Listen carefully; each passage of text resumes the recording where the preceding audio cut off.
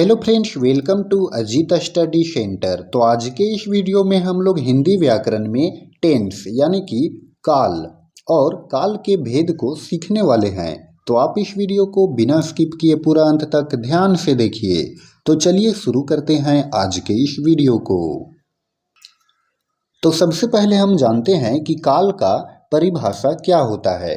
तो काल का परिभाषा है काम के जिस रूप से यह पता चले कि काम किस समय हुआ है उसे काल कहते हैं।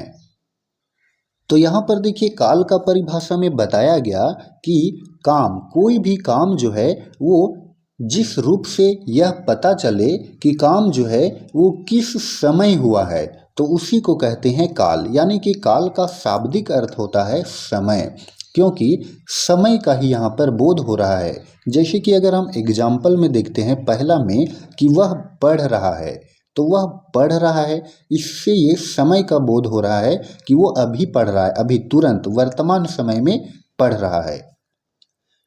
दूसरा एग्जाम्पल है कि वह पढ़ चुका था, तो वह पढ़ चुका था यानी कि इससे भी समय का बोध हुआ कि वो पहले ही पढ़ चुका था, यानी वो भूतकाल में पढ़ चुका था। तीसरा एग्जाम्पल है कि वह पढ़ेगा, यानी कि वह अभी तक पढ़ा नहीं है, वो पढ़ेगा, भविष्य में पढ़ेगा। तो इस प्रकार से देखिए वर्तमान काल, भूतकाल और भविष्य काल का यहाँ पर 3 एग्जाम्पल दिया हुआ है। तो काल के 3 भेद होते हैं। कौन कौन भेद होते हैं काल के? देखिए भूतकाल यानी कि पास्ट टेंस, वर्तमान काल यानी कि प्रेजेंट टेंस और भविष्यत काल यानी कि फ्यूचर टेंस। ये होता है काल का 3 भेद। कौन कौन? प्रेजेंट, पास्ट और फ्यूचर। चलिए तो अब हम लोग जानते हैं काल का भेद और कैसे हम उसको पहचानेंगे। पहचान वाले शब्द कैसे जानेंगे कि वो जो काल है वो वर्तमान काल है कि भूतकाल है कि भविष्य काल है। ठीक है, देखिए अच्छे से समझिए। तो हम लोग सबसे पहले काल का भेद में देखते हैं वर्तमान काल। वर्तमान काल का इंग्लिश होता है प्रेजेंट टेंस। तो इसको पहचानने वाला शब्द क्या है? तो जिससे काम चल रहा हो की जानकारी मिले है, हो, हूँ, होगा, होंगे आदि। तो ये हो गया इसका पहचान वाले शब्द। इसको हम लोग एग्जाम्पल से समझते हैं। जैसे कि यहाँ पर बताया गया कि रमेश दौड़ रहा है, तो रमेश जो है वो अभी अभी दौड़ रहा है, वो वर्तमान समय में दौड़ रहा है। तो ये हो गया वर्तमान काल का एग्जाम्पल। दूसरा है कि हाथी पत्ते खा रहे हैं, यानी कि हाथी जो है वो अभी पत्ते खा रहे हैं, तो ये भी हो गया वर्तमान काल का एग्जाम्पल। फिर है कि हिमालय पर्वत ऊंचा है, तो ये सही बात है, हिमालय पर्वत जो है वो वर्तमान समय में भी ऊंचा है, तो ये हो जाएगा वर्तमान काल का उदाहरण। आगे है भूतकाल। तो भूतकाल का इंग्लिश होता है पास्ट टेंस। तो पास्ट टेंस जो है वो किसे कहते हैं? देखिए जिससे काम बीते समय में हो चुका हो की जानकारी मिले, यानी कि कोई भी काम जो है उसको पहले ही बीत गया हो। कोई भी काम जब बीत जाता है तब हमको बाद में जब जानकारी मिलता है तब उसको कहते हैं भूतकाल।